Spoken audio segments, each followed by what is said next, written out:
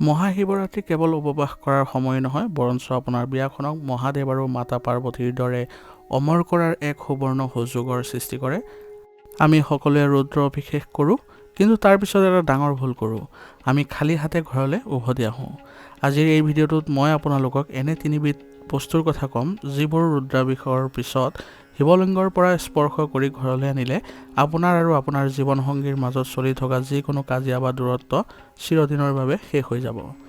শেষলৈকে চাব, কাৰণ ৩ নম্বৰ বস্তুটোৱে আপোনাৰ ঘৰৰ পৰা নেতিবাচক শক্তি নিমিষতে নোহোৱাও কৰিব। হিন্দু শাস্ত্ৰত ভগৱান শিৱ আৰু মাতা পাৰ্বতীক আদৰ্শ দম্পতী বুলি গণ্য কৰা হয়। তেওঁলোকৰ মাজত থকা প্ৰেম কোনো স্বাৰ্থ নাই, আছে কেৱল সমৰ্পণ। মহাশিৱৰাত্ৰি হ'ল তেওঁলোকৰ পুনৰ মিলনৰ নিশা। সেইবাবে এই নিশাটোত কৰা ৰুদ্ৰাভিষেকৰ ফলত তেতিয়াহে সম্পূৰ্ণ হ'ব, যেতিয়া আপুনি সেই পবিত্ৰ শক্তিৰ কিছু অংশ প্ৰসাদ হিচাপে নিজৰ ঘৰৰ শোৱনি কোঠালৈ কঢ়িয়াই আনে। ই কেৱল পূজা নহয়, ই আপোনাৰ বিবাহিত জীৱনৰ ডিভাইন ভাইব্ৰেশ্যন স্থাপন কৰাৰ এক প্ৰক্ৰিয়া। সাধাৰণতে বহুতৰে মনত প্ৰশ্ন উদয় হয়, মই দেখোন প্ৰতি বছৰে পূজা কৰোঁ, কিন্তু ঘৰুৱা অশান্তি কিয় নকমে? ইয়াৰ পাৰ্থক্যটো হ'ল সংকল্প আৰু প্ৰসাদ গ্ৰহণৰ সঠিক নিয়ম। বেছিভাগ মানুহেই মন্দিৰত পূজা দি আহি পুনৰ পুৰণি দণ্ড খৰিয়ালত লিপ্ত হয়। কিন্তু আজি মই যিটো পদ্ধতি ক'ম, সেয়া সাধাৰণ প্ৰসাদ খোৱাৰ দৰে নহয়। ই হ'ল মহাদেৱৰ আশীৰ্বাদ স্বৰূপ কিছুমান বিশেষ বস্তুক ঘৰৰ অংশ কৰি তোলা, যিয়ে আপোনাৰ ঘৰৰ বাস্তু সলনি কৰি দিব পাৰে। গতিকে আহকচোন, কি সেই ৩ বস্তু আমি জানি লওঁ। ৰুদ্ৰাভিষেক কৰাৰ পিছত বা শেষ হোৱাৰ পিছত শিৱলিংগক স্পৰ্শ কৰি বৈ অহা অলপ পানী এটা সৰু পাত্ৰত ভৰাই ঘৰলৈ আনক, যিটো আমি চৰণামৃত বুলি কওঁ।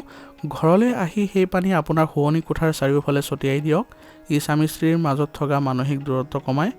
দ্বিতীয়তে, মহাশিৱৰাত্ৰিত অৰ্পণ কৰা অন্তত 2খিলা বেলপাত আশীৰ্বাদ হিচাপে খুজি আনক। ইয়াৰে এখন পাত আপোনাৰ লকাৰত ৰাখক আৰু আনখন আপোনাৰ গাৰুৰ তলত 3 দিনৰ বাবে ৰাখক।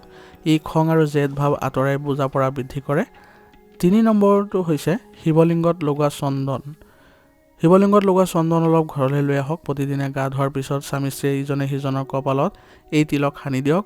ই আপোনালোকৰ মাজত থকা তৃতীয় পক্ষৰ নেতিবাচক প্ৰভাৱ বা কুদৃষ্টি নাশ কৰে।